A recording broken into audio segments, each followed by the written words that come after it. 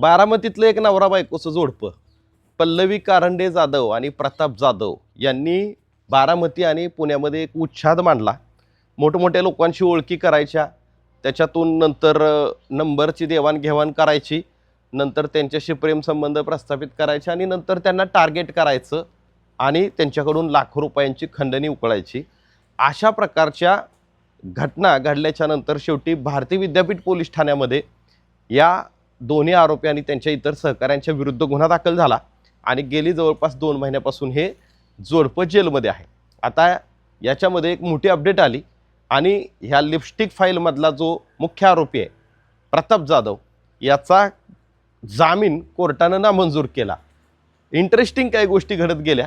नेमकं काय घडलंय हे थोडक्यात अपडेट मी आज तुम्हाला देणार आहे. नमस्कार, मी आहे मच्छिंद्र टिंगरे, तुम्ही पाहताय जाहीर सभा. मित्रांनो, तुम्हाला सगळ्यांना माहीत आहे की बारामतीतली ही पल्लवी कारंडे जी तरुणी आहे ही शिक्षणासाठी म्हणजे MPSCचा अभ्यास तिला करायचा होता म्हणून तिनं गाव सोडलं, सस्तेवाडी गावची ती, आणि मग ती आली बारामतीमध्ये. इथं MPSCचा अभ्यास करत असताना तिनं वेगळ्याच काही लोकांच्या संगतीत गेली आणि नंतर मग तिला चटक लागली की वेगळ्या मार्गानं पैसे कमवण्याची. त्यातच तिची सावकार पेशाने असलेला हा प्रताप जाधव याच्याशी भेट झाली. नंतर त्यांची दोघांची सलगी झाली आणि मग त्यांनी अशा प्रकारची कांड करायला सुरुवात केली. कोणते कांड? तर त्याच्यामध्ये वेगवेगळ्या नेत्यांना, प्रतिष्ठित लोकांना, उद्योजकांना, अधिकाऱ्यांना त्यांच्याशी मैत्री करायची, त्यांच्याशी प्रेमसंबंध प्रस्थापित करायचे आणि त्याच्यानंतर त्यांच्याकडून लाखो रुपयांची खंडणी उकळायची. अशा प्रकारचं हे त्यांचं काम सुरू झाल्याच्या नंतर त्यांनी आत्तापर्यंत अनेक शिकारी केल्या, अनेक मोठ्या मोठ्या लोकांना बरबाद केलं, अनेकांना रस्त्यावरती आणलं, सावकारीतून आणलं, अशा प्रकारे आणले. जर एखादा विरोधात गेला किंवा कोण काय बोलायला लागला तर त्याच्या विरोधात महिलांना पुढं करून गुन्हा दाखल करायची, अशा प्रकारचे मोडस असलेले हे प्रताप जाधव आणि पल्लवी जाधव. आता यांच्यावरती भारती विद्यापीठ पोलीस ठाण्यात गुन्हा दाखल झाल्याच्या नंतर त्यांना अटक करण्यात आलं. सध्या ते जेलमध्ये आहेत.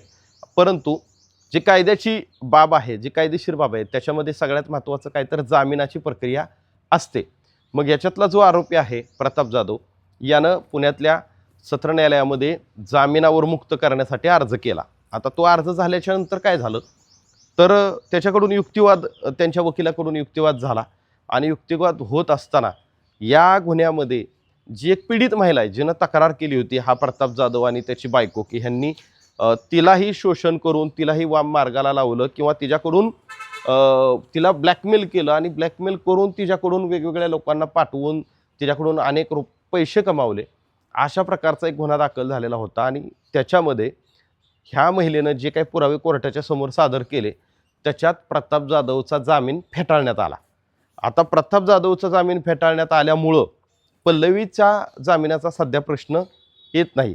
तर ही पल्लवी जी आहे ते ह्यांचं एक इंटरेस्टिंग गोष्ट आहे. हे काय करायचं तुम्हाला माहितीसाठी सांगतो की ह्यांनी अगोदर लग्न केलं आणि लग्न केल्याच्या नंतर ज्यावेळेस लोकांच्या लक्षात आलं की हिचा नवरा हा आहे तर मग हिच्याशी लोक संपर्क साधत नव्हते. मग हिनं काय केलं ह्या दोघांनी की कोर्टात घटस्फोटाचा दावा दाखल केला आणि घटस्फोट घेतला कोर्टात. कोर्टात घटस्फोट चालू असतानाच परत ह्यांनी तिकडं पिटिशन फाईल केलं आणि